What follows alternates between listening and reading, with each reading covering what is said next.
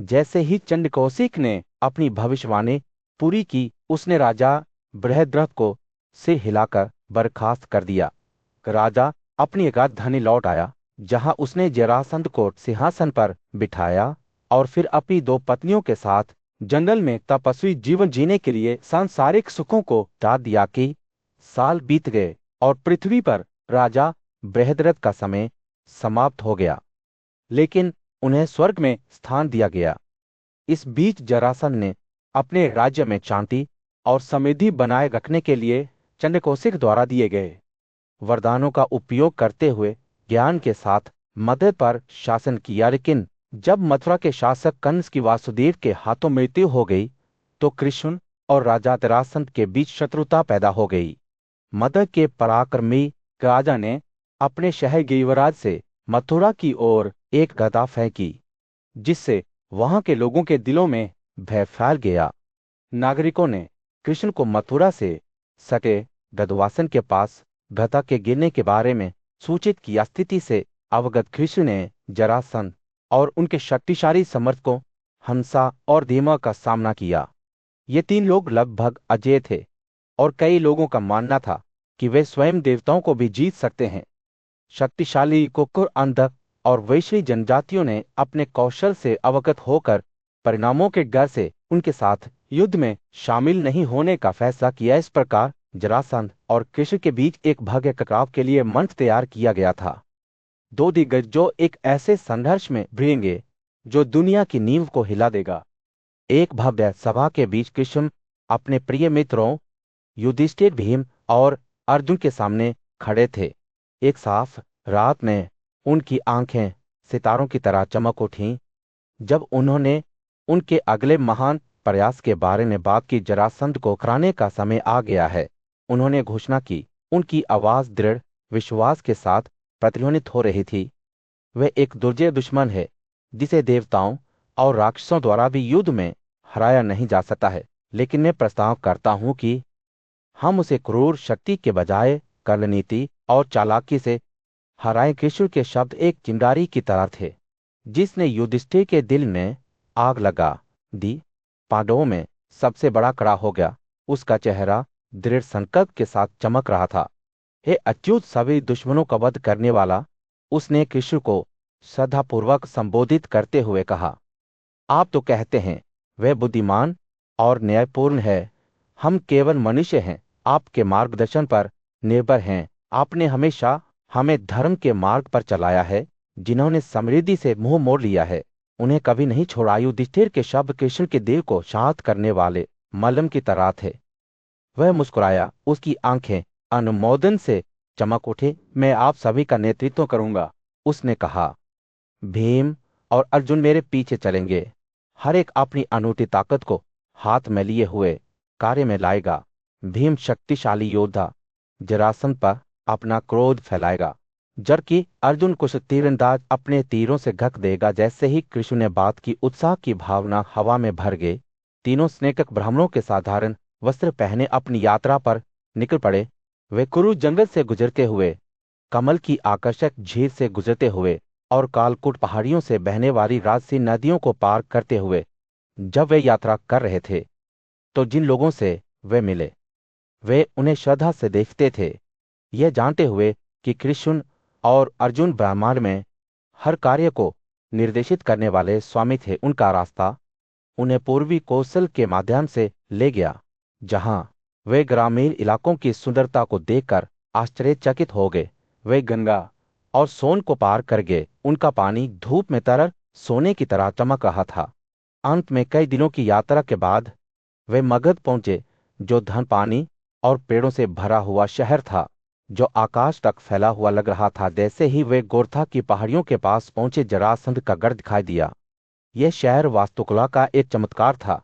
इसकी दीवारें आसपास के परिदृश्य से विशालकाय दैत्यों की तरह ऊंची थी। कृष्ण, अर्जुन और भीम ने विस्मय की भावना से इसे देखा, यह जानते हुए कि उनकी अगली बड़ी चुनौती उनके सामने है। गर्मियों की भीषण गर्मी में वासुदेव ने अर्जुन को मगध की राजधानी गिरिवजा शहर की भव्य यात्रा पर ले जाया। जब वे इसके द्वारों से गुजर रहे थे, तो भाई, इस समृद्ध महानगर की भव्यता पर आश्चर्यचकित थे। यह शहर इंजीनियरिंग का एक चमत्कार था, जिसमें इसकी 5 ऊंची पहाड़ियां वहरापुरा, वैशवशिगिरी और चैत्य जो इसे नुकसान से बचाती प्रतीत होती थीं। ये पहाड़ियां लोदरा के पेड़ों के हरे भरे जंगलों से ढकी हुई थी। उनकी शाखाएं सुगंधित फूलों से भरी हुई थीं। जैसे ही वे शहर की गहराई में गए, वासुदेव ने गौतम के प्राचीन निवास की ओर इशारा किया, जो एक पूज्य ऋषि थे जिन्होंने प्रसिद्ध पुत्रों को जन्म दिया था, जिनमें कक्षीवत और अन्य शामिल थे। भाइयों को पता चला कि यह एक ऐसा स्थान था जहां अम्बवंगा और अन्य देशों के शक्तिशाली सम्राट गौतम को अपना सम्मान देने और उनका आशीर्वाद लेने के लिए आते थे। जैसे ही वे शहर के बीचों बीच पहुंचे, उन्होंने गौतम के निवास के पास खड़े पीपलों और लोदरों के शानदार जलग्रों को देखा। यहीं पर कभी नागा, अरविदा और सकावापिन स्वास्तिका और मनु के साथ रहते थे, जिन्होंने ये सुनिश्चित करने में महत्वपूर्ण भूमिका निभाई थी कि मगध को अभी सूखे का सामना न करना पड़े। वासुदेव ने अर्जुन को बताया कि मगध के शक्तिशाली राजा जरासंध अन्य राजाओं के विपरीत अपनी महत्वाकांक्षाओं को पूरा करने पर आमादा थे। भाइयों ने उन्हें मारने का फैसला किया, लेकिन पहले उन्हें नियत थे ब्राह्मणों के रूप में भेष बदल कर शहर में प्रवेश करना होगा। कृष्ण, भीम और धनंजय साधारण वस्त्र और माला पहने हुए एक तरक के द्वार से शहर में प्रवेश किया, जहां वे विभिन्न प्रकार के व्यंजनों और पुष्पमालाओं से भरी दुकानों को देखकर आश्चर्यचकित हुए। उन्होंने फूल विक्रेताओं से कुछ मालाएं छीन ली और जरासंध के महल की ओर बढ़े। जैसे ही वे महल के फाटकों के पास पहुंचे, मगध के लोग चंदन और मालाओं से अलंकृत भाइयों की भव्य आकृतियों को देखकर आश्चर्यचकित हो गए। पहरेदारों ने उनका गर्मजोशी से स्वागत किया और जरासंध ने स्वयं उनका सम्मान करते हुए उनके पैरों के लिए पानी और मवेशियों के उपहार भेंट किए। कृष्ण ने समझाया कि उनके भाई आधी रात तक मौन व्रत रख रहे थे, जिसके बाद वे राजा से बात करेंगे। जरासंध ने इस अनुरोध का सम्मान किया, उन्हें बलिदान कक्षों में रखा और अपने निजी कक्षों में चले गए। जैसे जैसे रात बीतती गई, जरासंध अपने कमरों से बाहर निकला, अपने मेहमानों के अजीब पहनावे के बारे में उत्सुक था। उसने कृष्ण, भीम और धनंजय को देखा, जो अभी भी ब्राह्मणों के कपड़े पहने हुए थे, लेकिन सती की आभा फैला रहे थे। सत्य के प्रति समर्पित एक न्यायप्रिय राजा जरासंध ने महसूस किया कि कुछ गड़बड़ है। उन्होंने उनसे उनकी मालाओं के बारे में सवाल किया। मगध की राजधानी की भीषण गर्मी में शक्तिशाली राजा जरासंध खड़े थे। उनकी आवाज हवा में गूंज रही थी जब वे यादों की भूमि के 2 राजकुमारों को संबोधित कर रहे थे, मधु के हत्यारे कृष्ण और उनके भाई बलराम, जो सत्य के प्रति अपने अटूट समर्पण के लिए जाने जाते हैं। जरासंध के निर्दोष होने के दावे को चुनौती देने आए थे। मुझे याद नहीं है कि मैंने कभी आपको नुकसान पहुंचाया है, जरासंध ने ईमानदारी से कहा। मैं अपने कार्यों की जांच करता हूं और मुझे लगता है कि आपके साथ कोई बुराई नहीं हुई है। तो फिर महान ब्राह्मणों, आप मुझे अपना दुश्मन क्यों मानते हैं? वह रुक गया, अपनी आंखें अपने प्रतिद्वंद्वियों के चेहरों को देख रहा था। क्षत्रिय की कथाएं इस दुनिया में सभी ईमानदार अनुधावरों में सबसे अधिक हैं। हम किन सिद्धांतों का अटूट समर्पण के साथ पालन करते हैं, कभी भी अपने संरक्षण में रहने वालों को चोट नहीं पहुंचाते हैं। कृष्ण जानबूझकर मुस्कुराए, उनकी आवाज में कोमल ताड़ना की आवाज आई। आज जरासंध एक ऐसा व्यक्ति है जो अपने वंश की गरिमा को प्रिय रखता है। उसने हमें आपके खिलाफ आने का आदेश दिया है। आपने कई क्षत्रियों को बंदी बना लिया है, उन्हें गुलाम के रूप में अपने शहर में रहने के लिए मजबूर किया है। आप इस मामले में निर्दोष होने का दावा कैसे कर सकते हैं?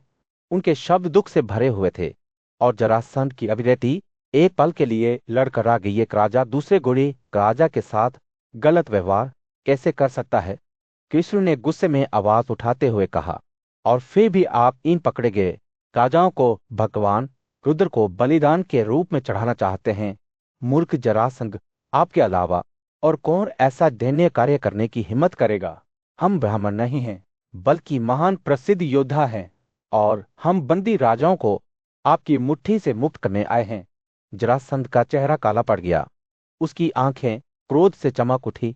मैं कभी भी किसी राजा को युद्ध में पराजित किए बिना उसे बंदी नहीं बनाता। इन राजाओं में से कौन पराजित नहीं हुआ है? यह एक क्षत्रियों का कर्तव्य है, अपने पराक्रम से दूसरों को जीतना और अपने अधीन करना। जब दोनों पक्ष आमने सामने थे तो विद्वांशी वह सम्पायन उत्सुकता से देख रहे थे। उन्हें पता था कि जरासंध का भाग्य तय हो गया है। वह जल्द ही युद्ध में अपना अंत कर लेगा। भीम के हाथों, कृष्ण के हाथों ने ही राजा ने आसन्न युद्ध की तैयारी करते हुए अपने पुत्र सहदेव को सिंहासन पर बिठाने का आदेश दिया। उनके दो सेनापतियों कौशिका और चित्रसेन को बुलाया गया, जिनके नाम अब लोगों के बीच हंसा और दिमाग के नाम से जाने जाते हैं। उस अदम्य शक्ति के शक्तिशाली योद्धा जरासंध ने अंतिम टकराव के लिए खुद को तैयार किया। कृष्ण, जो हमेशा सत्य के प्रति समर्पित थे, उन्हें युद्ध में जरासंध को मारने की कोई इच्छा नहीं थी। उन्हें ब्रह्मा की आज्ञा याद आई, जिसने कहा गया था, सूर्य धूल भरे अखाड़े में गिर पड़ा। जब कृष्ण यादवों में सबसे बुद्धिमान मगध के एक शक्तिशाली योद्धा राजा जरासंध के सामने खड़े थे। जैसे ही कृष्ण ने जरासंध को संबोधित किया, हवा उत्सुकता से बिजली से भरी हुई थी। हे राजा, आप हम तीनों में से किसके साथ लड़ना चाहते हैं? हम में से कौन खुद को युद्ध के लिए तैयार करेगा? जरासंध की आंखें दृढ़ संकल्प से चमक उठी जब उन्होंने जवाब दिया, मैं भीम से लड़ूंगा। उनके शब्द देवताओं के लिए एक चुनौती की तरह थे। पुजारी वह सम्पायन पवित्र पीले रंग के रंग और फूलों की मालाओं को युद्ध के लिए तैयार करते हुए सामने लाए। जैसे ही सम्राट ने अपना कवच पहना, एक प्रसिद्ध ब्राह्मण ने उन्हें शक्ति और साहस देने के लिए आशीर्वाद का जाप किया। दोनों योद्धाओं ने एक दूसरे का सामना किया। उनकी आंखें एक भयंकर ककटकी में बंद थी। पांडु का पराक्रमी पुत्र भीम आत्मविश्वास के साथ जरासंध की ओर बढ़ा। जब दोनों दिग्गज आपस में भिड़ गए तो भीड़ ने हाफना शुरू कर दिया। उनकी नंगी भुजाएं एक दूसरे की भुजाओं पर थप्पड़ मार रही थीं, जिससे धरती कांप रही थी। दिन रात लड़ाई चलती रही।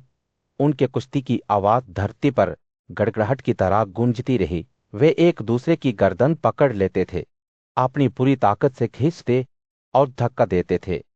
उनकी मुट्ठी गति के धुंधलेपन में उड़ती थी, एक दूसरे की छाती और कंधों पर मारती थी। भीड़ आश्चर्य से देख रही थी जब दोनों नायक ताकत के कारनामों का प्रदर्शन कर रहे थे। एक दूसरे के अंगों को सजी के रेशों की तरह घुमा रहे थे। जैसे जैसे दिन बीतते गए, जरासंध थकने लगा। उसकी हरकतें धीमी होती गई, उसके प्रहार कम सटीक होते गए। कृष्ण ने इसे दूर से देखते हुए भीम को प्रोत्साहन के शब्द फुसफुसाया, हे कुंती के पुत्र, एक थके हुए दुश्मन पर दबाव नहीं डाला जा सकता है। अगर उसे ऐसे समय पर दबाया जाए तो वह मर भी सकता है। उसे भीम से अपनी शक्ति बनाए रखने से ही समय की प्रतीक्षा करने का आग्रह किया। कृष्ण के शब्दों को समझते ही भीम की आंखें संकुचित हो गई। नए संकल्प के साथ उन्होंने अपनी पूरी ताकत और साहस जुटाया। युद्ध ने से उग्रता के साथ फिर से शुरू हुआ। दोनों योद्धा एक संघर्ष में बंद हो गए जो मगध के भाग्य का फैसला करेगा। मगध के भीड़भाड़ वाले शहर में उसके नागरिकों में भय की भावना छा गई थी। अत्याचारी राजा जरासंध ने अपनी बेजोड़ शक्ति के साथ अपने पहाड़ी किले गिरिवराज में कई राजाओं को कैद कर लिया था। उनका शासन भय और उत्पीड़न से चिन्हित था। अर्जुन के पराक्रमिक योद्धा और भाई भीम ने जरासंध के आतंक के शासन को समाप्त करने के लिए दृढ़ संकल्प किया था। उन्होंने यदुवंश के बुद्धिमान और शक्तिशाली नेता कृष्ण से परामर्श मांगा। हे मनुष्यों में बाद भीम ने कृष्ण से कहा, मैं इस दुष्ट को माफ नहीं करूंगा जो अपनी भारी ताकत के बावजूद मुझे चुनौती देने की हिम्मत करता है। रे कृष्ण ने भीम के संकल्प को समझते हुए उसे जरासंध पर अपना पूरा क्रोध उतारने के लिए प्रोत्साहित किया। कृष्ण ने आग्रह किया, हे भीम, आज अपनी शक्ति का प्रदर्शन करो जो तुम अपने पिता भगवान मरुत से प्राप्त कर चुके हो। नए दृढ़ संकल्प के साथ भीम ने जरासंध को पकड़ लिया और उसे 100 बार हवा में घुमाने लगा। उनके संघर्ष की आवाज पूरे शहर में गूंजी, जिससे वहां के निवासियों में हलचल मच गई। भीम की गर्जना जरासंध की मौत की घंटी के साथ घुल गए, जिसने इसे सुना उन सभी के दिलों में डर पैदा कर दिया। महिलाएं समय से पहले दहशत में पैदा हो गई और यहाँ तक कि पृथ्वी भी कांप रही थी। जैसे ही जरासंध का शरीर भीम के घुटने पर टूट गया, उसका निर्जीव रूप महल के द्वार पर पड़ा हुआ था, जो योद्धा की दृढ़ शक्ति का एक गंभीर प्रमाण था। मगध के लोग अपने राजा के निर्जीव शरीर को छोड़कर दहशत में भागे। कृष्ण, भीम और अर्जुन को अपने बगल में रखते हुए गिरिराज से बाहर निकलते हुए जरासंध की दिव्य गाड़ी पर सवार हुए, जो स्वयं इंद्र से प्राप्त की गई थी। गाड़ी एक चमत्कार थी। इसकी गति हवा का मुकाबला कर रही थी और इसकी धुआं इंद्रधनुष की तरह चमक रही थी। जैसे ही वे शहर से बाहर निकले, उनके सामने विशाल पक्षी गरुड़ कृषि के विचारों से आकर्षित होकर दिखाई दिया। मगध के राजाओं को अपनी कैद से मुक्त करते हुए वे श्रद्धा के साथ कृष्ण के पास गए। उनके असाधारण पुण्य कार्य को स्वीकार करते हुए, हे देवकी के पुत्र, उन्होंने कहा, आपने हमें दुख की गहराई से बचाया है और एक उल्लेखनीय प्रतिष्ठा प्राप्त की है। हम आपको नमन करते हैं। हे भगवान कृष्ण ने उनके शब्दों से प्रसन्न होकर उन्हें पूरा आश्वासन दिया कि वे राजसूय यदि करने के प्रयास में युधिष्ठिर की सहायता करेंगे, जिससे उन्हें शाही गरिमा मिलेगी। राजाओं ने आनंदित मन से कृष्ण के शब्दों को स्वीकार किया और उन्हें रत्नों का उपहार दिया। जैसे ही वे मगध से रवाना हुए, जरासंध के पुत्र सहदेव अपने रिश्तेदारों और अधिकारियों के साथ कृष्ण के पास पहुंचे।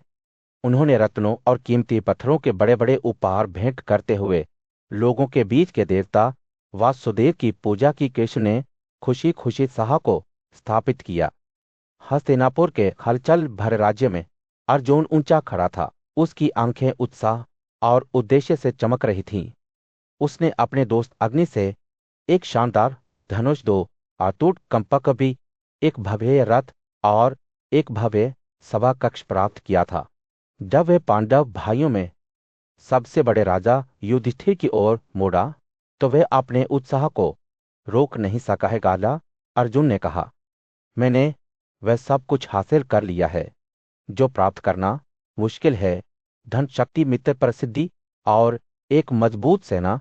अब मुझे लगता है कि हमारे लिए समय आ गया है कि हम अपने खजाने को भरें और अन्य राजाओं से हमें श्रद्धांजलि अर्पित करें। मैं सही खगोलीय प्रभावों के तहत उत्तर को अपने राज्य के रूप में दावा करने के लिए विजय प्राप्त करना चाहता हूँ। उनके शब्द एक अटूट विश्वास से भरे हुए थे, जो लगभग स्पष्ट लग रहे थे। राजा युधिष्ठिर की अभिव्यक्ति गंभीर और विचारशील हो गई। उन्होंने अपने विशिष्ट शांत स्वर में जवाब देने से पहले अर्जुन के शब्दों को ध्यान से सुना। हे भारत जाति के बैर, बाहर जाओ, लेकिन पहले हमारे पूज्य ब्राह्मणों का आशीर्वाद लो। उनकी प्रार्थनाएं आपकी रक्षा करें। जब आप युद्ध में डुबकी लगाते हैं, अपने दुश्मनों के लिए दुख और अपने दोस्तों के लिए खुशी लाते हैं, जीत आपकी होगी और आपकी इच्छाएं पूरी होंगी। प्रोत्साहन के इन शब्दों के साथ अर्जुन अपने दिव्य रथ में सैनिकों के एक बड़े समूह से घिरा हुआ निकल पड़ा। दृढ़ इच्छा शक्ति वाले भाई भीम ने पूर्व को जीतने के लिए एक सेना का नेतृत्व किया, जबकि नकुल ने सभी प्रकार के युद्धों में निपुण होकर पश्चिम की ओर कूच किया। सहदेव ने अपने अटूट समर्पण के साथ दक्षिण की कमान संभाली। इस बीच राजा युधिष्ठिर विलासिता का आनंद लेते हुए और दोस्तों और रिश्तेदारों से घिरे हुए खनोवपथ में रहे। जैसे ही अर्जुन ने उत्तर की ओर यात्रा की, उनका सामना उन दूजे दुश्मनों से हुआ जिन्होंने उनके अधिकार को चुनौती देने का साहस किया, लेकिन अपने बेजोड़ कौशल और ब्राह्मणों के आशीर्वाद से उन्होंने हर बाधा को पार किया और उत्तर को अपना राज्य होने का दावा किया। पूर्व के एक शक्तिशाली राजा भगदत्त ने युधिष्ठिर की विजय के बारे में जाना और उनके प्रति निष्ठा की एक अटूट भावना महसूस की। उन्होंने खुद को पांडव भाइयों के सम्मान के योग्य साबित करने की कोशिश की और पूछा, मैं आपके लिए और क्या कर सकता हूँ। उनके शब्द एक गहरी भक्ति से भरे हुए थे, जो पूरे राज्य में गूंज रहे थे। महान परिवर्तन और उथल पुथल के इस युग में पांडव लंबे समय तक खड़े रहे। उनका बंधन पहले से कहीं अधिक मजबूत हुआ जैसे जैसे उन्होंने अपने साम्राज्य का विस्तार किया, उनके नाम बहादुरी, ज्ञान और उदारता के पर्याय बन गए। और इन सबके केंद्र में कालदा युधिष्ठिर थे, जो एक न्यायपूर्ण शासक थे, जिन्होंने शक्ति और करुणा के बीच नाजुक संतुलन बनाए रखते हुए अपने भाइयों को महानता की ओर निर्देशित किया। जैसे जैसे उनके शासन के तहत राज्य फला फूला, लोग इस बात से खुश हुए कि वे शक्तिशाली पांडवों के संरक्षण में रहते थे। जैसे ही वह सम्पाय ने अर्जुन की विजय की कहानी सुनाना जारी रखा, उन्होंने इस प्रकार कहा। कुंती के पुत्र धनंजय ने भागदत्त को उत्तर दिया, यदि आप ऐसा करने का वादा करते हैं तो मैं संतुष्ट हूं। और राजा प्रागज्योतिष को अपने अधीन करने के लिए सहमत होने के बाद धनंजय खजाने के स्वामी के मार्गदर्शन में उत्तर की ओर बढ़े। उस शक्तिशाली योद्धा अर्जुन ने पहाड़ी क्षेत्रों और उनके बाहरी इलाकों के साथ साथ पहाड़ी क्षेत्रों पर भी विजय प्राप्त की। उन्होंने सभी पहाड़ों और उनके राजाओं को अपने नियंत्रण में ले लिया, उनसे कर वसूल किया और उनका स्नेह अर्जित किया। जैसे जैसे वह आगे बढ़ रहा था, अर्जुन के ढोल पूरे देश में गूंज रहे थे। उसके बाद उसके रथ के पहियों की गड़गड़ाहट और हाथियों की गड़गड़ाहट। उसका अगला निशाना उल्का का राजा वहन था, जो 4 प्रकार की सेनाओं वाली एक दुर्जय सेना के साथ अपने शहर से निकला। वहंत और अर्जुन के बीच की लड़ाई भयंकर और तीव्र थी, लेकिन अंत में ये पांडव का पुत्र था जो अप्रतिरोध्य साबित हुआ। वहंत को यह एहसास हुआ कि वह अर्जुन के पराक्रम का कोई मुकाबला नहीं कर सकता है। वह अपनी सारी संपत्ति के साथ उसके पास गया और उसने अपने राज्य को समर्पण करने की पेशकश की। अर्जुन ने इस प्रस्ताव को स्वीकार कर लिया, लेकिन उससे पहले कि वह वहंत से वादा करे कि वह उसके प्रति वफादार रहेगा। वहंत को अपने पक्ष में रखते हुए अर्जुन ने सेनाबिंदु के खिलाफ कूच किया, जिसे उसने जल्द ही अपने राज्य से निष्कासित कर दिया। इसके बाद अर्जुन ने अपना ध्यान मोड़पुर, वामदेव, सुदामन, सुसाकुर, उत्तरी उल्कों और उन देशों के राजाओं की ओर लगाया। उन्होंने उन सभी को पराजित किया और अपने बढ़ते साम्राज्य में उनके राज्यों को जोड़ा। हालांकि युधिष्ठिर के आदेश पर अर्जुन ने व्यक्तिगत रूप से इन क्षेत्रों के खिलाफ सैनिकों का नेतृत्व नहीं किया, बल्कि अपनी सेनाएं भेजी। सेनबिंदु से अर्जुन ने एक बार फिर पुरु के वंश के राजा विश्वक्सेन के खिलाफ लड़ाई शुरू की। राजा की ओर से लड़ने वाले बहादुर पर्वतारोही अर्जुन की ताकत का मुकाबला नहीं कर सके और उन्होंने अपनी सेना की मदद से उनके शहर पर कब्जा कर लिया। पुरु राजा और पहाड़ों में रहने वाली लुटेरों की जनजातियों को हराने के बाद अर्जुन ने उत्सव संकेता के नाम से जानी जाने वाली 7 जनजातियों को अपने नियंत्रण में ले लिया। अर्जुन ने तब अपना ध्यान कश्मीर के क्षत्रियों की ओर लगाया, उनके बहादुर योद्धाओं को हराया और उन्हें अपने अधीन कर लिया। उन्होंने 10 छोटे सरदारों के साथ राजा लोहित पर भी विजय प्राप्त की। त्रिगर्तों, द्रोहों, कोकोनादों और कई अन्य क्षत्रियों ने अर्जुन के आगे बढ़ने का विरोध करने का प्रयास किया, लेकिन अंततः हार गए। जैसे जैसे वह आगे बढ़ता गया, अर्जुन ने अविसारी के रमणीय शहर पर कब्जा कर लिया। उसके बाद रोचमान ने कब्जा कर लिया। पांडवों के राजसी क्षेत्र में इंद्र के पुत्र और दृढ़ आत्मा के योद्धा अर्जुन ने एक भव्य साहसिक कार्य शुरू किया। उनकी यात्रा उन्हें बर्फ से घे सफेद पहाड़ों के पास रह गई, जहां उन्होंने दुर्गम द्वारा शासित रिमपुरुषा की भूमि पर विजय प्राप्त की। युद्ध में अर्जुन के पराक्रम ने इस क्षेत्र पर एक अमिट छाप छोड़ी। अपने राज्य को मजबूती से स्थापित करने के साथ उन्होंने हरिक की ओर कूच किया, जो गोकों द्वारा शासित क्षेत्र था। जैसे ही उन्होंने इस नए क्षेत्र में प्रवेश किया, अर्जुन ने सुलह की नीति अपनाई और लोगों के दिलों और दिमागों को जीत लिया। उनके आगमन पर उन्हें आश्चर्य हुआ जब उन्होंने शानदार झील मानस को देखा, जो आसपास के परिदृश्य की सुंदरता को दर्शाता है। कहा जाता है कि इन पवित्र स्थानों में रहने वाले पूज्यशियों ने इस भूमि को अपनी उपस्थिति से आशीर्वाद दिया था। अर्जुन की कर्नाटक पर विजय तेज और निर्णायक थी, क्योंकि उन्होंने गुहाओं के क्षेत्रों से सटे गंधर्वों द्वारा शासित क्षेत्रों को अपने अधीन कर लिया था। विजेता का ध्यान तब उत्तरी हरिवंश की ओर गया, जो एक ऐसा राज्य था जिसे मानव आक्रमण के लिए अभेद्य माना जाता था। सीमा रक्षक शक्ति और शक्ति के प्रतीक अर्जुन के आगे बढ़ने के खिलाफ दृढ़ता से खड़े थे। वीरतापूर्ण दिलों के साथ उन्होंने योद्धा के सामने अपना मामला प्रस्तुत किया। हे पृथा के पुत्र, इस भूमि पर आप विजय प्राप्त नहीं कर सकते हैं। यदि आप अपना अच्छा चाहते हैं तो यहां से लौटें। उन्होंने उसे चेतावनी दी कि जो कोई भी उत्तर हरिवंश में प्रवेश करेगा वह नष्ट हो जाएगा, और मानव आंखों से भी इसकी सीमाओं के भीतर कुछ भी नहीं देखा जा सकता है। अर्जुन ने उनके शब्दों को ध्यान से सुना। उनकी अभिव्यक्ति एक शांत विचार का मुखौटा थी। उन्होंने जवाब दिया, मैं चाहता हूं कि युधिष्ठिर न्यायपूर्ण और बुद्धिमान व्यक्ति द्वारा शाही गरिमा का अधिग्रहण किया जाए। अगर आपकी भूमि मनुष्यों के खिलाफ बंद हो जाती है तो मैं इसमें प्रवेश नहीं करूंगा। अर्जुन के इरादों को समझते हुए रक्षकों ने उन्हें एक विकल्प प्रस्तुत किया।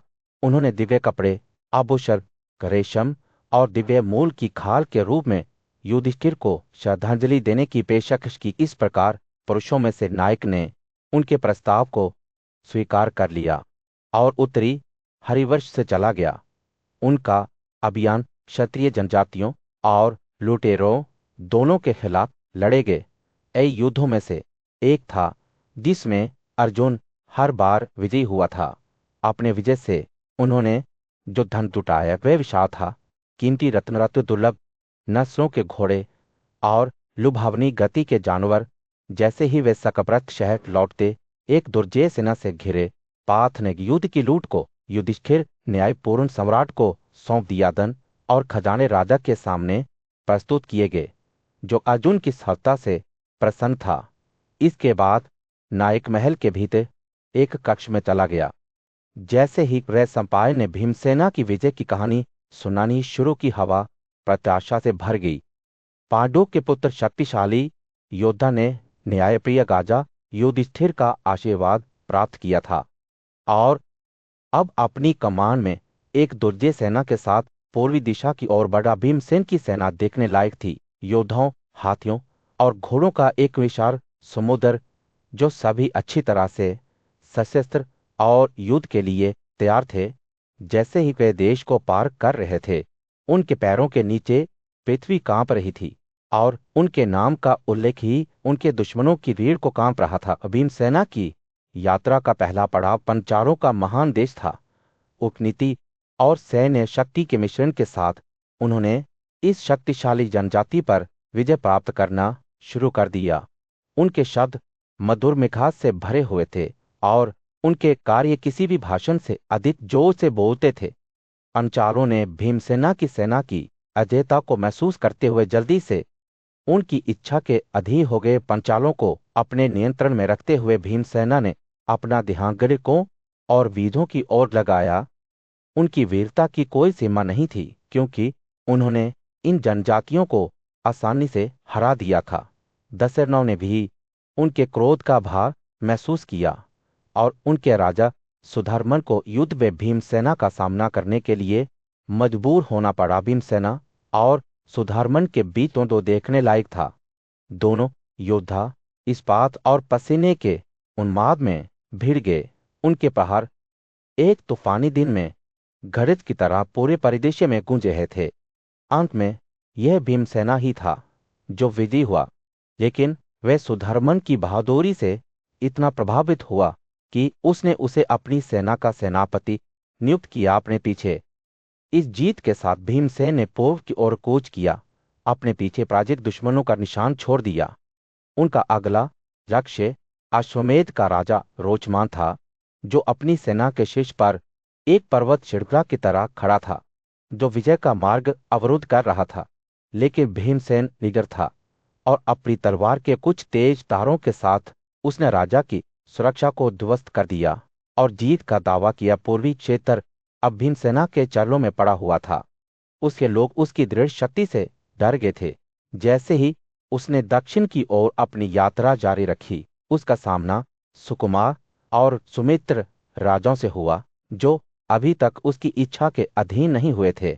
लेकिन भीमसेना अनुनय में निपुण था और कुछ अच्छी तरह से चुने गए शब्दों के साथ उसने उन्हें अपने पक्ष में जीत लिया। जैसे ही सूरज क्षितिज के नीचे लुढ़का एक गर्म नारंगी चमक में परिदृश्य को फेंकते हुए भीमसेन के विचार युधिष्ठिर के अगले आदेश की ओर मुड़ गए। उन्हें निर्देश दिया गया था कि वे चेदी के राजा शिशुपाल के खिलाफ आगे बढ़ें और उन्हें अपने नियंत्रण में लाएं। एक गहरी सांस लेते हुए वह चेदी की ओर रवाना हो गया, जो उसका अगला आदेश था। एक उथल-पुथल भरे युग के बीच पांडु के पुत्र शक्तिशाली भीम ने विजय की एक श्रृंखला शुरू की, जो इतिहास पर एक अमिट छाप छोड़ेगी। उनकी पहली चुनौती कुमार के शासक राजा श्रेणिमत के रूप में आई, जिन्हें उन्होंने आसानी से हरा दिया। इस जीत के तुरंत बाद कोसल के राजा बेहवाल पर एक और जीत हुई। एक योद्धा के रूप में भीम का पराक्रम बढ़ता गया और फिर उन्होंने अयोध्या के शक्तिशाली राजा दियघायागन पर अपनी नजरें जमा दी। इन दो दिग्गजों के बीच की लड़ाई ने पृथ्वी की नींव को हिला दिया, लेकिन अंत में भीम विजयी हुआ। उनकी विजय यही नहीं रुकी, उन्होंने गोपालकक्ष और उत्तरी कोसल देश के साथ साथ मल्ल राज्य को भी अपने नियंत्रण में ले लिया। जैसे ही गए उत्तर की ओर बढ़े, भीम का सामना हिमालय की तलहटी में आर्द्र क्षेत्र से हुआ, जहां उन्होंने जल्द ही पूरे क्षेत्र को अपने अधीन कर लिया। उनके कारनामे अब किंवदंतियों का विषय बन गए थे। विभिन्न देश उनके सामने पके हुए फल की तरह गिर रहे थे। महान ऊर्जा और शक्ति से संपन्न भीम अपनी विजय की खोज में अजेय थे। उनकी सूची में अगला था भारत का राज्य, जिसका शासक सुप्तिमंत एक दुर्जय दुश्मन साबित हुआ। हालांकि भीम की सरासर सेना ने अंततः राजा की सुरक्षा को तोड़ दिया और वह आत्मसमर्पण करने के लिए मजबूर हो गया। इस जीत के बाद एक और विजय हुई, जब भीम ने काशी के अदिग राजा स्वाहु को पराजित किया। जैसे ही पांडु के पुत्र ने विजय का अपना अभियान जारी रखा, उनका सामना महान राजा कद से हुआ, जिन्होंने सुपर्सा के पास एक क्षेत्र पर शासन किया। युद्ध में भीम का कौशल राजा के लिए बहुत अधिक साबित हुआ और वह अंततः आत्मसमर्पण करने के लिए मजबूर हो गया। इस जीत ने विजय की एक लंबी श्रृंखला की शुरुआत की, क्योंकि भीम ने मत्स्य मलाद और पार्श्वभूमि को पराजित किया। भीम की विजय अब उसे उत्तर की ओर ले गई, जहां उसे कई शक्तिशाली राज्यों का सामना करना पड़ा। उसने मदहर महिदार और सोमदियों को आसानी से अपने अधीन कर लिया और फिर अपना ध्यान वत्सभूमि की ओर लगाया, जिसे उसने सरासर बल से जीत लिया। भार्गों के शासक साथ ही निषाद और मणिमत भी उसके सामने गिर गए। जैसे ही कुंती के पराक्रमी पुत्र ने अपना अभियान जारी रखा, उन्हें कई दक्षिणी राज्यों का सामना करना पड़ा, जो उनके कौशल के लिए कोई मुकाबला नहीं साबित हुए। उन्होंने दक्षिणी मल्ल और भगवानता पहाड़ों को मुश्किल से किसी भी प्रयास से हराया और फिर अपना ध्यान सरमाकों और वर्मकों की ओर लगाया, जिन्हें उन्होंने अकेले नीति के माध्यम से हराया। भीम की अगली चुनौती विदेहस के शक्तिशाली राजा जनक के रूप में आई। हालांकि यह लड़ाई एक बड़ी लड़ाई साबित हुई।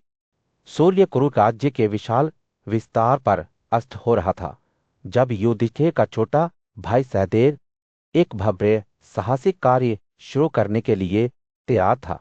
अपने आदेश पर एक शक्तिशाली सेना के साथ वे अपने बड़े भाई के आशीर्वाद और स्नेह के साथ दक्षिण दिशा की ओर बढ़ा। जैसे जैसे वे देश को पार कर रहे थे, वे सुरसेनों के पास पहुंचे, जिन्हें सहदेव की ताकत से आसानी से पराजित कर दिया गया था। मत्स्य का राजा उसके शासन में आने वाला था। उसके बाद अधिराजों का शक्तिशाली राजा दंतरुका था।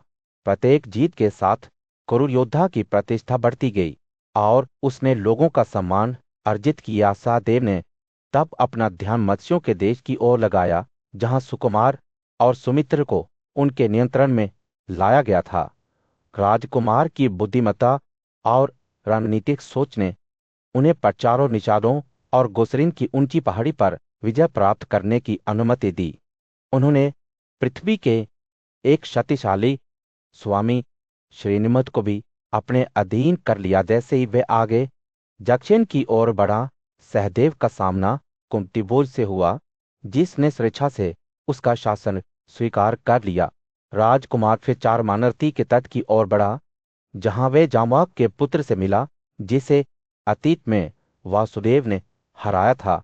संख्या में अधिक होने के बावजूद सहदेव विजयी हुए और अपनी विजय जारी रखी। इसके बाद पराक्रमी योद्धा ने सैकड़ों पराजित किया, उनसे कर वसूल किया और विभिन्न कीमती रत्नों और धन का दावा किया।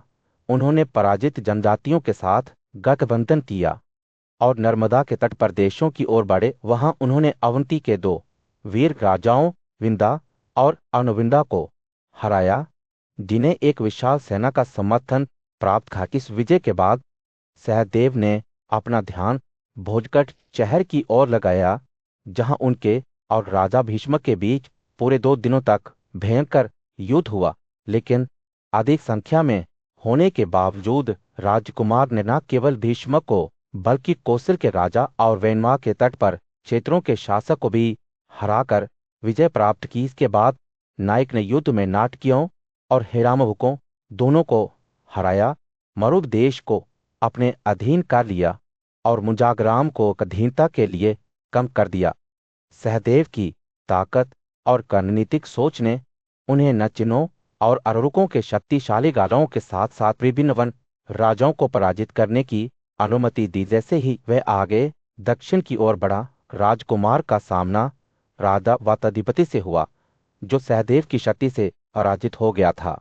योद्धा फिर पांड्या की ओर बढ़ा, जहां उसने एक पूरे दिन उसके राजा के साथ भयंकर युद्ध किया।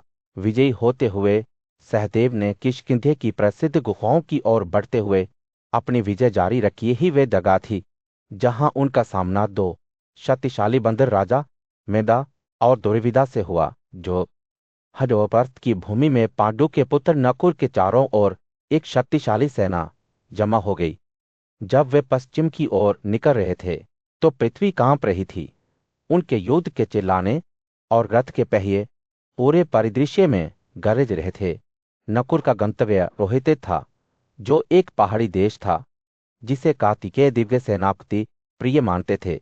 जैसे जैसे वे करीब आते गए, हवा प्रत्याशा के साथ घनी होती गई। रोहितक में प्रवेश करने पर नकुल की सेना का मुकाबला मतामृकों से हुआ, जो वीरता के साथ अपनी भूमि की रक्षा करने वाले उग्र योद्धा थे। लड़ाई कई दिनों तक जारी रही, जिसमें दोनों पक्षों ने एक दूसरे पर हमला किया और न ही दोनों ने बढ़त हासिल की। लेकिन नकुल अपने अटूट दृढ़ संकल्प से प्रेरित होकर अंततः जीत का दावा करते हुए दुश्मन की सीमाओं को तोड़ दिया। रोहित के नियंत्रण में कहते हुए नकुल ने अपना ध्यान सहेशक की रेगिस्तानी भूमि को अपने अधीन करने की ओर लगाया, जो जीवन और प्रचुरता से भरा हुआ क्षेत्र था। जब उनकी सेना ईलों को पार कर रही थी तो उन्होंने हर उस जनजाति पर विजय प्राप्त की जो उनका विरोध करने की हिम्मत करते थे। हर जीत के साथ प्रसिद्ध नकुल की प्रतिष्ठा बढ़ती गई और उन लोगों के दिलों में भय फैलता गया जिन्होंने कभी उनकी अवहेलना की थी। जैसे ही वे आगे पश्चिम की ओर बड़े, नकुल का सामना एक बुद्धिमान और शक्तिशाली ची राजा अक्रोश से हुआ। उनकी मुलाकात चुनौती के बिना नहीं थी, क्योंकि अक्रोश आक्रमणकारी ताकतों के खिलाफ दृढ़ था। फिर भी नकुल की दृढ़ भावना और अटूट संकल्प पर काबू पाना बहुत बड़ा साबित हुआ। श्री राजा ने अंततः नकुल की सर्वोच्चता को स्वीकार करते हुए आत्मसमर्पण कर दिया। विजय निर्बाध रूप से जारी रही, क्योंकि नकुल ने दशमुख शिवियों, तेगरतों, अमुस्तों, मालों, कर्नाटकों, मध्यमुखियों, वटदनों और मिच्छ जनजातियों को अपने नियंत्रण में ले लिया। उनकी सेना ने पहाड़ों और घाटियों को पार किया, उनके कारण पराजित दुश्मनों का निशान छोड़ दिया। अपने समय के सबसे महान योद्धा के रूप में नकुल की प्रतिष्ठा दूर दूर तक फैल गई। अंत में वह समुद्र के तट पर पहुंचा, जहां गामानिया रहते थे और शूद्र और आबिरस सरस्वती के तट पर रहते थे। शक्तिशाली योद्धा ने अपने रास्ते में खड़े सभी लोगों पर विजय प्राप्त की, जिसमें वे लोग भी शामिल थे जो मछली पकड़ने के लिए रहते थे और जो पहाड़ों पर रहते थे। उसका प्रभुत्व 5 नदियों वाले देश अमरा, उत्तरायोतिशा, दिवेकुटा और द्वारपाल तक फैला हुआ था। अपने अभियानों को पूरा करने के बाद नकुल ने यादवों के महान राजा वासुदेव के पास दूत भेजे। दूतों ने नकुल के इरादों को व्यक्त किया। उन्होंने उन भूमि पर अपना अधिकार स्थापित करने की कोशिश की जिन पर उन्होंने विजय प्राप्त की थी। नकुल के पराक्रम से प्रभावित होकर वसुदेव ने उनके शासन को स्वीकार किया और अपनी निष्ठा की प्रतिज्ञा की। वासुदेव के समर्थन से नकुल ने मद्रास शहर सकल की अपनी यात्रा जारी रखी। वहां उनकी मुलाकात साल्या से हुई। हस्तिनापुर राज्य में युधिष्ठिर के बुद्धिमान और न्यायपूर्ण शासन के तहत लोग अपने सम्राट के साथ सद्भाव में रहते थे। भूमि उपजाऊ थी और आसमान में भरपूर बारिश होती थी, जिससे शहर समृद्ध हो जाते थे। मवेशी स्वतंत्र रूप से चरते थे, कृषि पनती थी और व्यापार अनता था। यहां तक कि लुटेरे और धोखेबाज भी आपस में सच्चे थे और कोई सूखा, बाढ़, महामारी, आग या समय से पहले मौतें नहीं होती थी। युधिष्ठिर के पुण्यपूर्ण शासन के परिणामस्वरूप उनका खजाना ईमानदारी से प्राप्त धन से भर गया। उनके दोस्तों और सलाहकारों ने उनसे आग्रह किया कि वे एक भव्य बलिदान, एक राजस्व यज्ञ का आयोजन करें ताकि संचित धन को श्रेष्ठ ब्राह्मणों और देवताओं को समर्पित किया जा सके। उन्होंने उनसे बिना किसी देरी के व्यवस्था करने का अनुरोध किया। तभी द्वारका के दिव्य राजकुमार के एक विशाल खलाने के साथ हस्तिनापुर पहुंचे। उनके साथ उनकी शक्तिशाली सेना और सड़कों पर दौड़ते हुए उनके रथ के पहिए थे। लोग उनकी उपस्थिति पर खुश थे, जैसे कि कोई अंधेरा क्षेत्र सूर्य से रोशन हो गया हो या कोई शांत हवा हल्की हवा से तरोताजा हो गई हो। युधिष्ठिर ने कृष्ण का गर्मजोशी से स्वागत किया और उनकी कुशलता के बारे में पूछताछ की। कृष्ण के आराम से बैठने के बाद युधिष्ठिर ने उन्हें बड़े सम्मान के साथ संबोधित किया। हे कृष्ण, मैंने आपके दिव्य आशीर्वाद के माध्यम से यह विशाल धन प्राप्त किया है। मैं इसे पवित्र अध्यादेशों के अनुसार श्रेष्ठ ब्राह्मणों और यज्ञ के वाहकों को समर्पित करना चाहता हूं।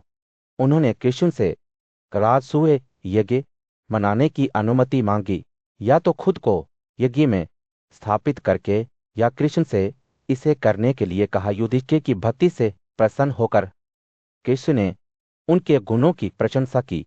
हे राजा, आप शाही गरिमा के योग्य हैं। महान बलिदान आपके द्वारा किया जाए। मैं इसके उद्देश्य के लिए किसी पद पर सहायता करूंगा।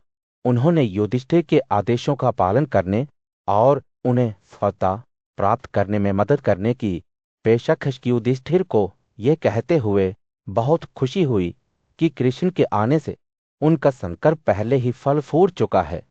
उन्होंने अपने भाइयों और सलाहकारों को आदेश दिया कि वे बिना किसी देरी के यज्ञ के लिए सामग्री एकत्र करें। पांडव भाइयों में सबसे बड़े सहदेव को ब्राह्मणों के निर्देश के अनुसार यज्ञ के लिए आवश्यक वस्तुओं को इकट्ठा करने के लिए लोगों को नियुक्त करने का काम सौंपा गया था। सत्यवती के पुत्र द्वैपायन ने सम्मानित ब्राह्मणों को बलि के पुजारी के रूप में नियुक्त किया, जबकि सुसमैन वैदिक भजनों का गायक बन गया।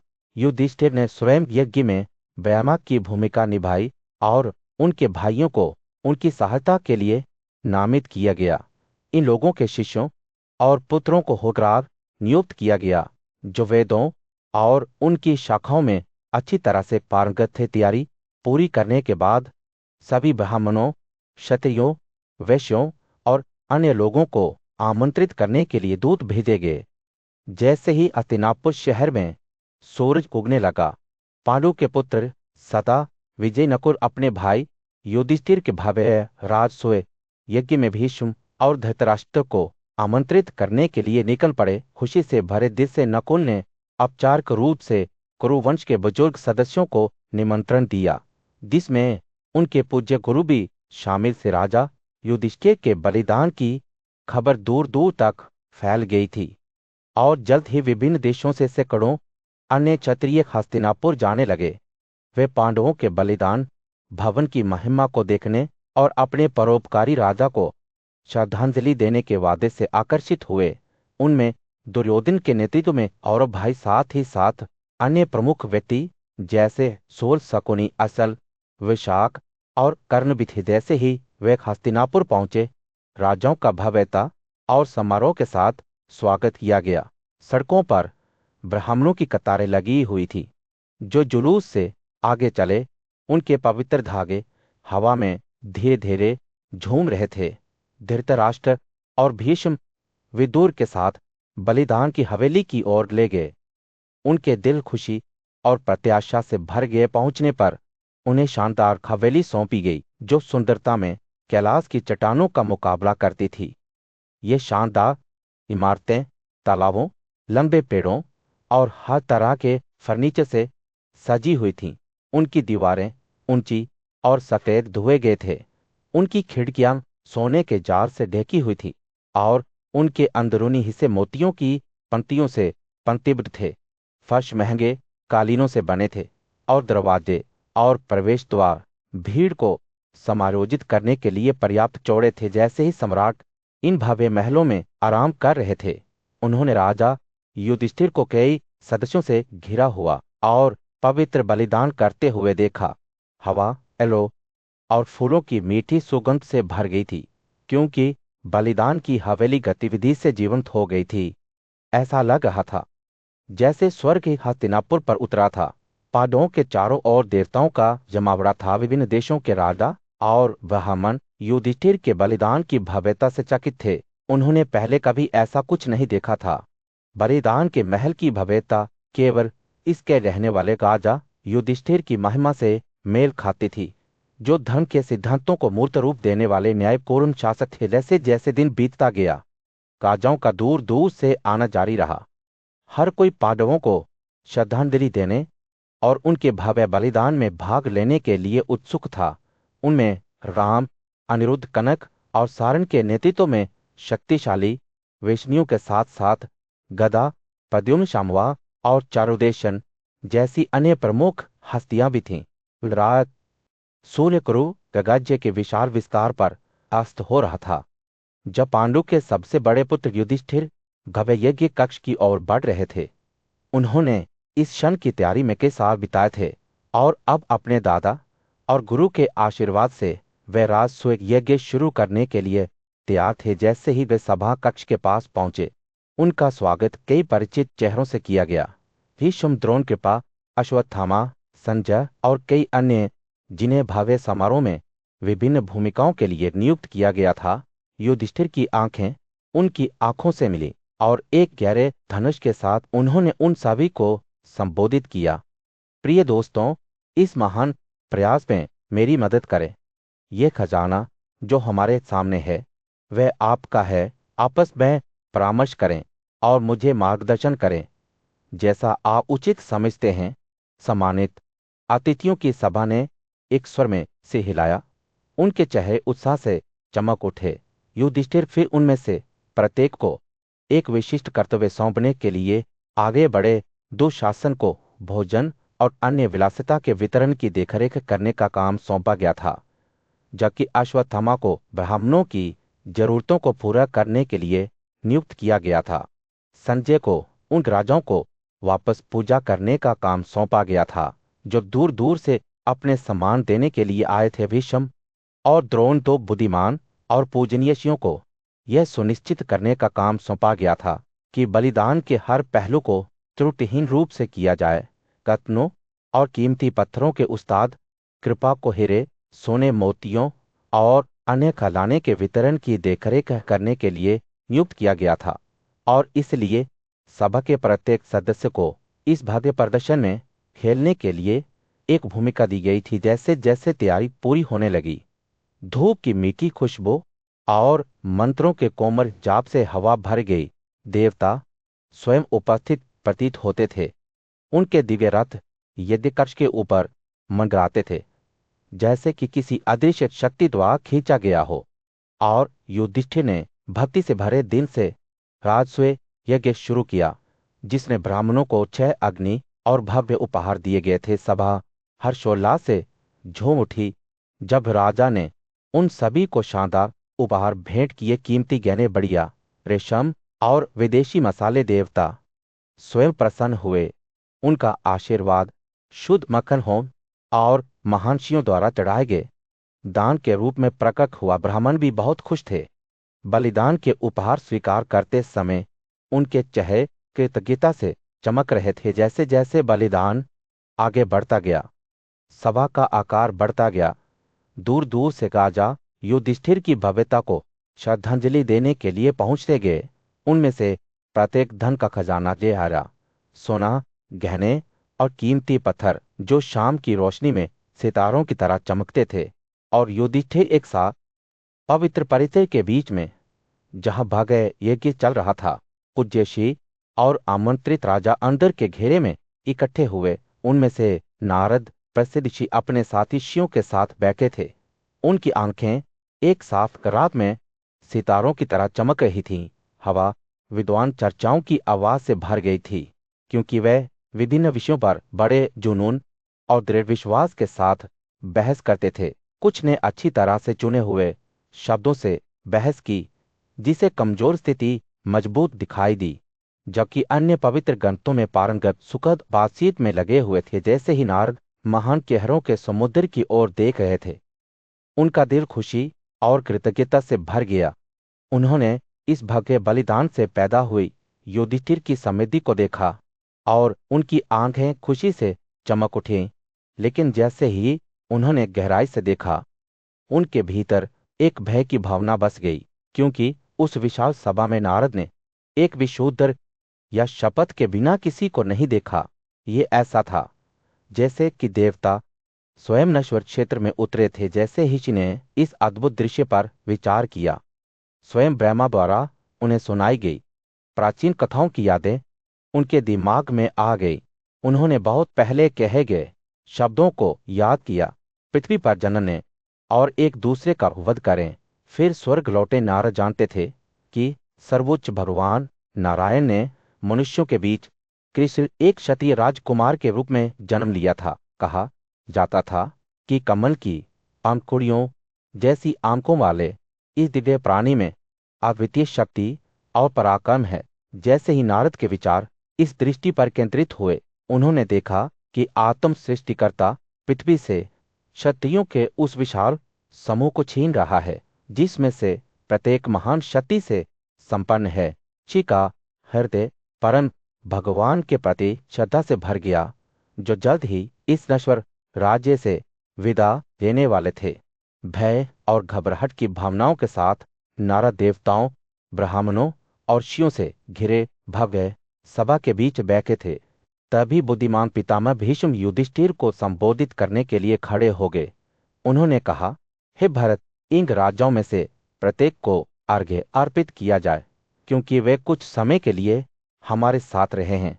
आइए हम उन्हें सम्मान और उनकी उपस्थिति का सम्मान करें। युधिष्ठिर ने सहमति में से हिलाया और भीष्म ने कहा, इनमें से किसे आप सबसे प्रमुख मानते हैं?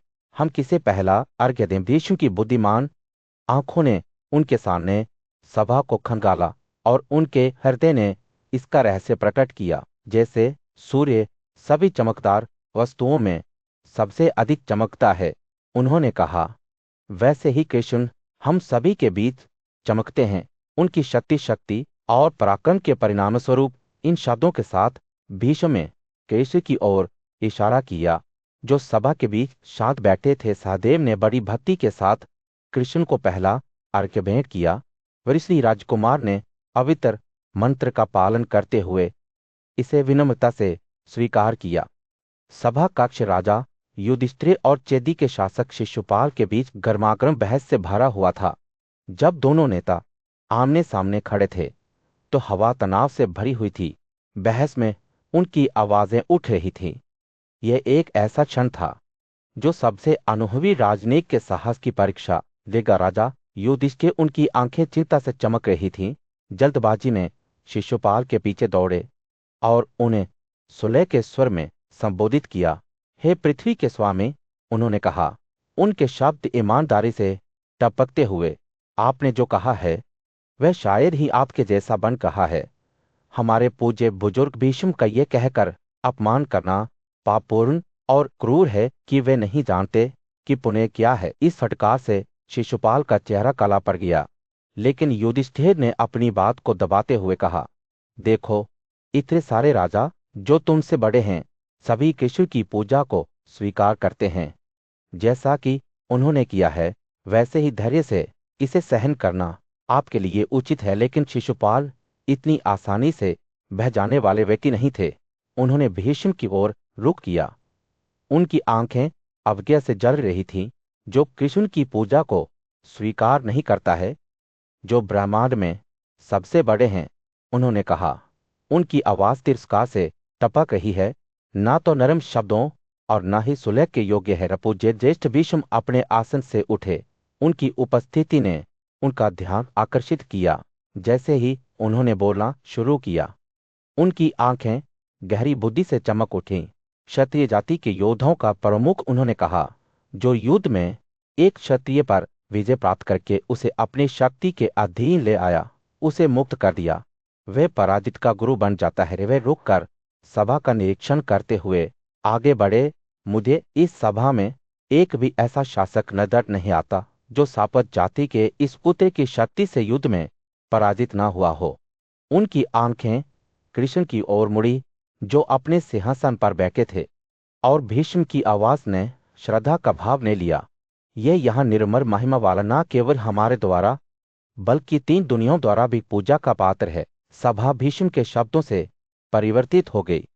उनकी आवाज ने अनोने का एक जादू बुन दिया, जिसका विरोध करना लगभग असंभव लग रहा था।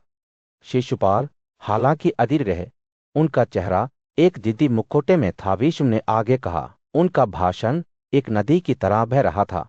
कृष्ण ने युद्ध में क्षत्रियों के बीच असंख्य योद्धाओं को पराजित किया है।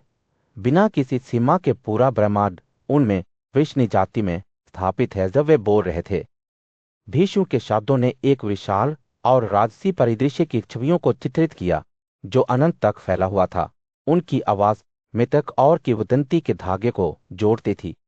महान बलिदान के बीच, जहां राजा और कुलीन भगवान को श्रद्धांजलि देने के लिए एकत्र हुए थे, एक महत्वपूर्ण आदान प्रदान हुआ।